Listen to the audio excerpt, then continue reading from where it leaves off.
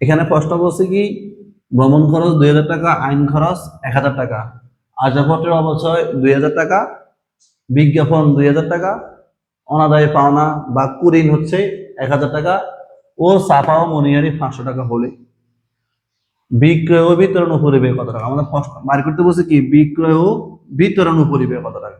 ঠিক আছে, তাহলে হচ্ছে বিক্রয় বিতরণ, এখানে 4টা অপশন দেওয়া আছে। সাধারণত আমাকে বুঝতে হবে কোনগুলা বিক্রয় বিতরণ উপরিব্যয়। কি বলছি, আমাদেরকে প্রথমে শিখতে হবে কোনগুলা বিক্রয় ও বিতরণ উপরিব্যয়।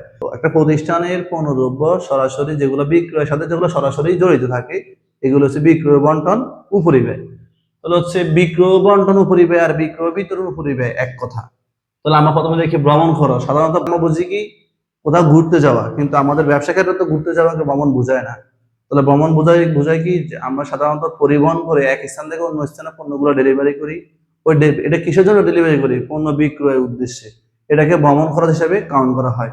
তো আমাদের এখানে হবে প্রথমে কি হবে, ভ্রমণ খরচ 2000 টাকা। এরপর হচ্ছে আইন খরচ। সাধারণত আইনটা কাজ হয় প্রশাসনিক উপরিব্যয়ের জন্য, অফিস ও প্রশাসনিক উপরিব্যয়ের জন্য আইনের কাজ। তাহলে আইনটা এখানে আসবে না। আসবাবপত্রের অবস্থা মনে রাখবেন, আসবাব শুধুমাত্র ডেলিভারি ভ্যান ছাড়া, যেগুলো বিক্রয়ের কাজে ব্যবহার হয় ওইগুলোর অবস্থা, ওই সকল সম্পদের অবস্থা ছাড়া যত সম্পদের অবস্থা হবে সকলগুলো হবে অফিস ও প্রশাসনিক উপরিব্যয়। আবার যেগুলো কারখানার জন্য হবে, কারখানার যে কোনো সম্পদের যদি অবস্থা হয় তখন কারখানা উপরিব্যয় হবে। মানে আমাদের এখানে অবস্থা 3 রকম সম্পদের হয়, একটা হচ্ছে কারখানার সম্পদের, একটা হচ্ছে অফিসের সম্পদের, একটা হচ্ছে বিক্রয়ের উদ্দেশ্যে আমরা যে সকল সম্পদ ব্যবহার করি ওই সকল সম্পদের কি হয়, অবচয়। তাহলে আমাদের যেহেতু এটা বলছে আসবাবপত্র, সাধারণত আসবাবপত্রটা কোথায় কাজ ব্যবহার হয়? অফিসে ব্যবহার হয়, এটা কোনো বিক্রয়ের কাজে ব্যবহার হয় না।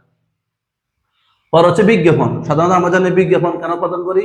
পণ্যকে ভোক্তাদের মাঝে ভালোভাবে তুলে ধরার জন্য বা ভোক্তাদের মাঝে ভালোভাবে উপস্থাপন করার জন্য আমরা কি দিই? পণ্যের বিজ্ঞাপন দিই। এই বিজ্ঞাপনটা কিসের জন্য দিই? বিক্রয়ের জন্য দিই। বিজ্ঞাপন দিলে পণ্যের বিক্রয় বৃদ্ধি পায়। বিক্রয় পরিমাণটা বৃদ্ধি পায়।